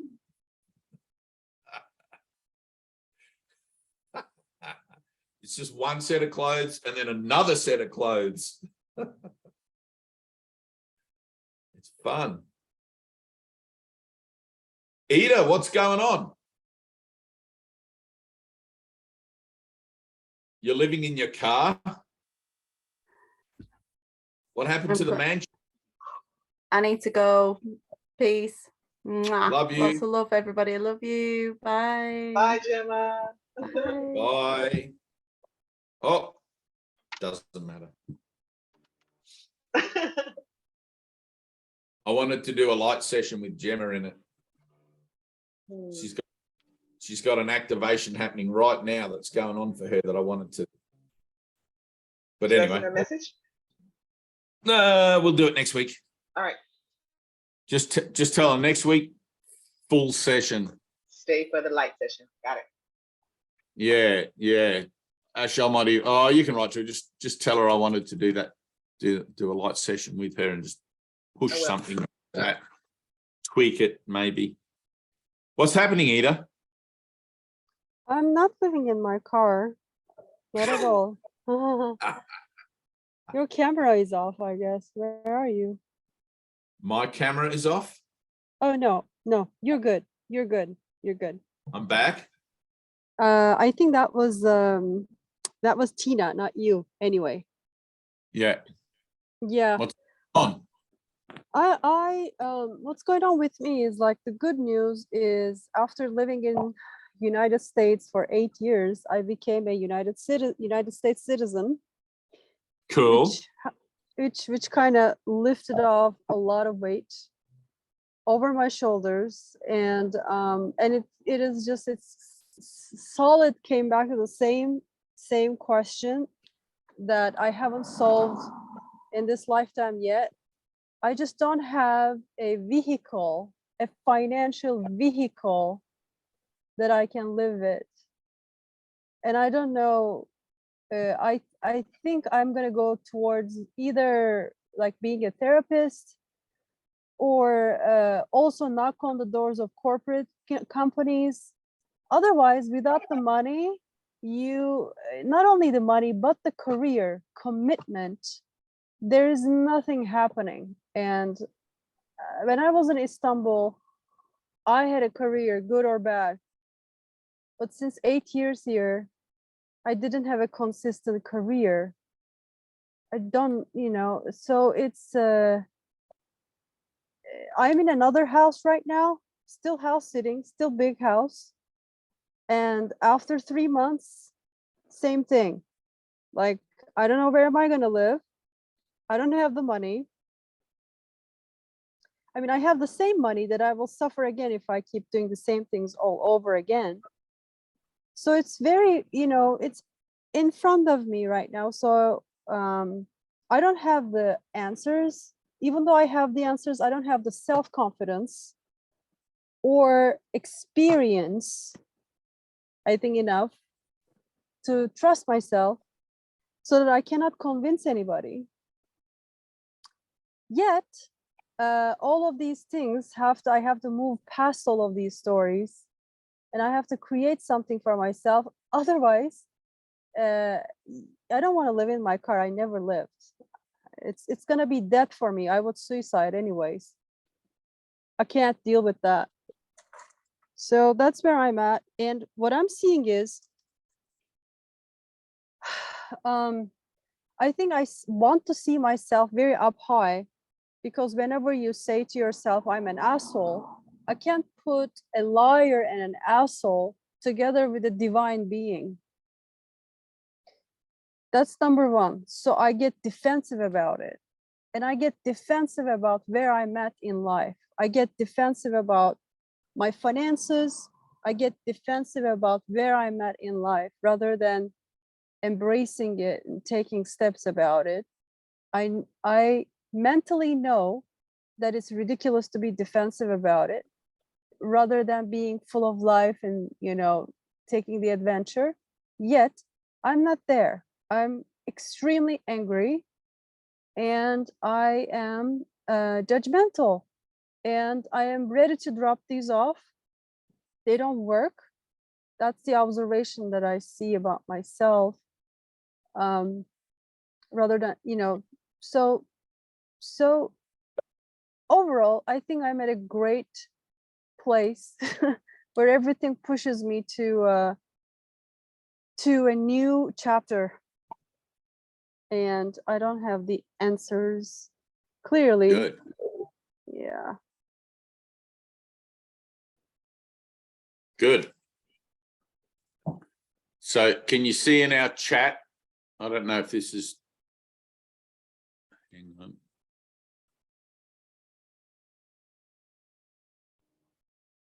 Oh, it's to everyone. Have a look in the chat down the bottom. Can you see a little thing with a red that says 1? Just a sec. It's a video. It's a video that Tina just put in there. Oh yeah, I see that link. Yes. All right, good.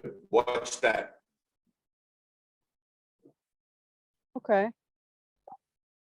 You're always in the perfect place. You're always in the perfect situation. You're always being presented with the greatest opportunity, the greatest potential for you to be able to enter into an understanding of salvation as you can understand it, and for you to be able to begin to see the vision of Christ as it's being offered. You know, you're never in the wrong place at the wrong time doing the wrong thing. But you got to see that trying to run your own show, it's like you said, you have judgment and you're angry and all of this stuff. That's good.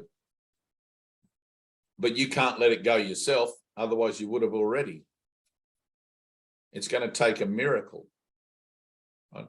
It's literally going to take a miracle, because the entirety, not just a part of your thought system, the entirety of your thought system revolves around that anger, that judgment. All right. You're seeing a few grains of sand, but the whole beach is represented by those few grains of sand. You got to get off the whole beach. Get it? No. Sense. All right. So you look at all the things. You've got two ways to see: through the eyes of love or the eyes of fear. You're already seeing that you have resistance and you have judgment and you have anger and all these things you've mentioned. Okay. All of those things are just symbols. They're hallmarks of a greater issue, a greater problem. Okay. The problem is that you're seeing your life and yourself and your world through the eyes of fear rather than love, or those things wouldn't be showing up for you. Right. You're starting to see that they're not helpful, but they're also not helpful in that they represent everything else that you value in the way you think about things. You need to be able to take your whole brain out and just put a whole new one back in. Right? There's nothing about any of your thinking that is helpful to you, because it all supports each other. Every part of your thinking, every aspect of your thinking is something that has a synapse that connects it to every other part. Right? There's an admission of insanity that's required. I'm completely nuts. Even my best thinking is nuts. Your highest thinking as you deem it. Like you said, you know, like my option is suicide, because that's where I would go. And it's like, that's as far as the ego can go. But at least you can see it. You can't go beyond that. And I'm sure you've tried many times before in other lifetimes, and it's brought you back here. Because life is eternal, you can't escape it. Doesn't matter how many bodies you want to destroy. Doesn't matter how many times you think you can get out of a bad situation by the corruption of the vessel. That's not going to get you out of the problem. The problem is your thinking. Right? Which is why we embark upon this path of mind training, where we're learning to let go of fear to allow the love that is behind the fear we're projecting onto everything to be revealed. Right? Now, you consistently, this is what I was just talking about before, about the disciples. Right? So Jesus knew the disciples well. He grew up with them since he was a boy. I know you in this world. I know you since you've been coming to these meetings, and you're consistently presenting the same scenario again and again and again, right? And you're consistently trying to use your own thinking to do something about the scenario you find yourself in. All I'm ever telling you is, don't do that. your thinking in its entirety is corrupt and only verifies the other parts of your thinking that you think you like.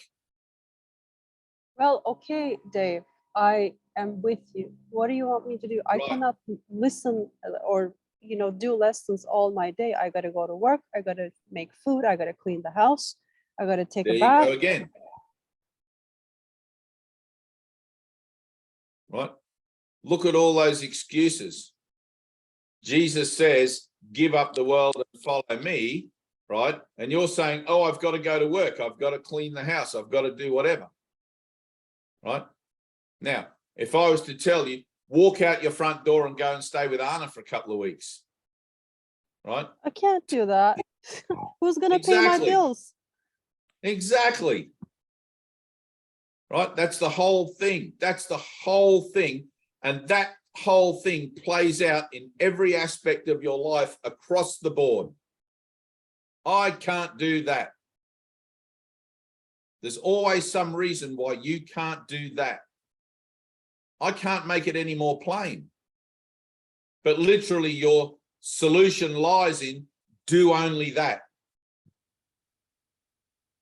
Jesus on the car window tomorrow and you're like, oh my God, here's the Lord come to take me back to heaven. What are you going to do? I can't do that. I've got to go to work. Okay, so what do you want me to do? Like, what do you want me to do? I don't want you to do anything. What do you want to do? Be honest. What do you want to do? You're coming to me telling me a story about things and how you're seeing things and whatever, and I'm telling you that's not going to be helpful to you. You have to learn to become miracle-minded and the whole deal, right? And you're telling me, well, I can't do lessons all my days. I can't do this and I can't do that. You don't have any other choices. You just haven't seen that yet. You don't have another choice. Salvation has been offered to you, not success in the world. I'm not offering you a way of being successful in the world, getting a job and getting everything you want. In fact, I'm telling you that you're going to live the rest of your life homeless as a beggar with no money. Well, That's going to be your destiny in the world. People are going to spit on you and ignore you because that's how you think of yourself. That's exactly how you think of yourself now. You just don't realize it yet. Now, that's tough love. In the place where you realize that something can change. But you've got to choose. You have to decide what it is you want to do. Salvation or the world. Salvation or the world. You're going to give me every excuse why you can't accept salvation. Seek ye first the kingdom of heaven. I'm here representing Jesus. I don't give a shit about how much money you've got or how many houses you got. I couldn't care less. I love you whether you're living in a gutter or living in a palace. I love you the same. I know you're a child of God, but you don't see yourself that way. You don't see that you're diddly squat unless you're worthy as far as you judge worthiness to be, not as God judges worthiness to be. it just stresses me out when things are so always pushing like this. Maybe Right, it's of course supposed it to- is. Because you're refusing to make a decision. Mhm. Sitting on the fence, it's going to stress you out. You've got what you want and you've got what Jesus is offering. Now, one of those has to go. Either ignore Jesus and go get what you want, or give up what you think you want and follow Jesus. That's it. There's no point turning up to meeting after meeting after meeting with the same situation.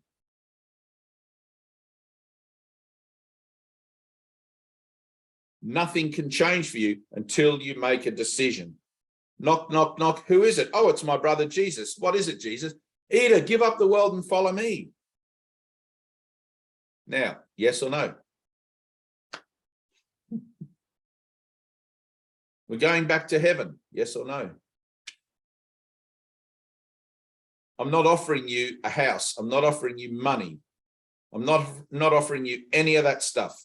That may come along, it may not. I'm offering you something beyond wealth. It's your choice. I can't make it for you. If it stresses you out, I can't do anything about that. Sit in the stress until finally you're tired of the stress.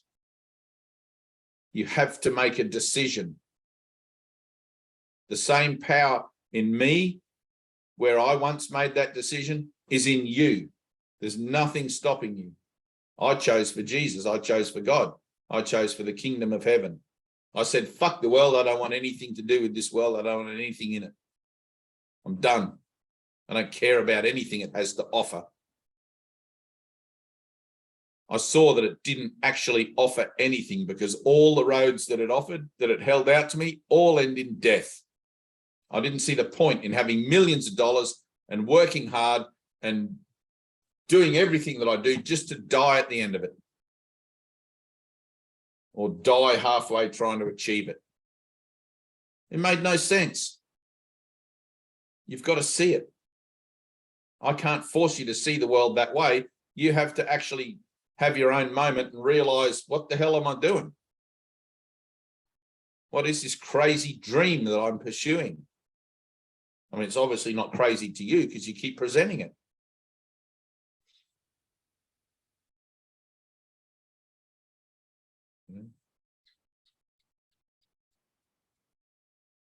I'm just throwing out seeds. Some are going to land in fertile soil and take root. Some are going to be lost on thorny byways, and some are going to be choked out by the weeds, whatever.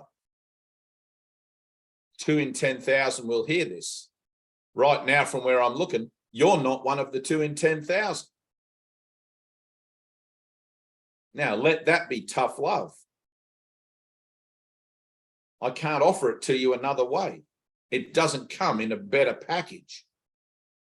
It's give up the world and follow me for everybody. That's the same offer Jesus makes to everybody, every single person. Time or the kingdom of heaven waits for no man. That's it. You're doing it to yourself, Ida. You've got to look into your heart. It's like, what is it you truly want? You know? What do you really want? I already know what you really want, and it's not success, it's not wealth, it's not, none of that stuff's going to bring you happiness.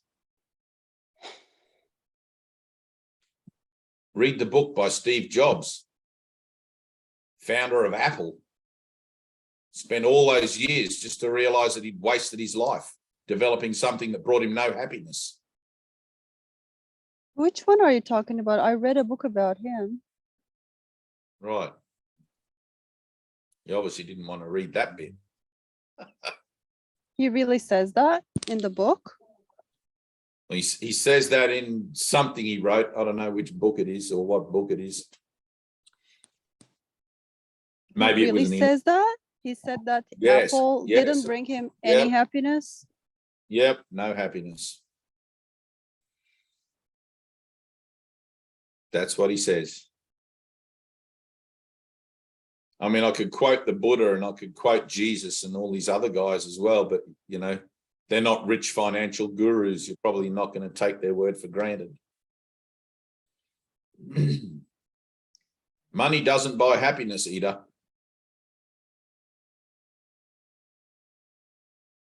Money does not buy happiness, and it cannot buy time. The clock is always ticking and you have no choice. You're going to die. That will be fine. That's the problem. Right, If exactly. that will be fine. So I don't have to deal with the stress. I'm trying to survive here. I'm trying to put food in my mouth, and I am not there to be miracle minded. I can't get out. Exactly. And say, oh, Exactly. hello, how am I going to eat today? It's death for me already. Right. So what are you doing in this Zoom meeting? What are you doing here? Get out. Go and do something else. Bye. Go away. We don't want you. You're just wasting my time. I don't want to be here to cast pearls before swine. Get out. You're a pig. You're a swine. Go. Goodbye. Tina, can you kick her out of here? Do her a favor and us a favor. Like, seriously, Ida, go away. Go. Jesus turned to the multitude and said, go away. Go back to your homes. You don't want this. You don't want this. It's not that I don't want this. Yes, it is. You want it on your own terms. You don't get it on your own terms. You're sick. You're sicker than you can imagine. That's why Up I'm here, I think. No, you're not. That's not why you're here. You're here to waste my time. And I wish you would go away. Go and get therapy, because you certainly don't want salvation.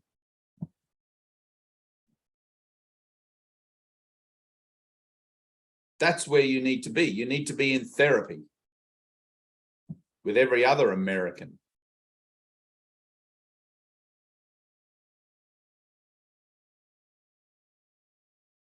I mean it. Bye. Go.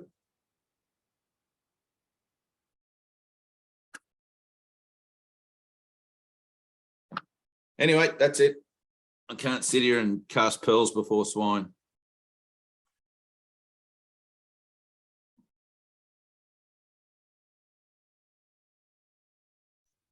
All right, lovely. That's a wrap. A little promo though. If you have not already subscribed to the channel, it's very helpful if you subscribe, like, and share, and leave a little comment. Yes. All right. Peace, love, and All right. joy. How we doing, Lori? I'm good. No, how are we I'm doing? Because you're checking us. How we doing?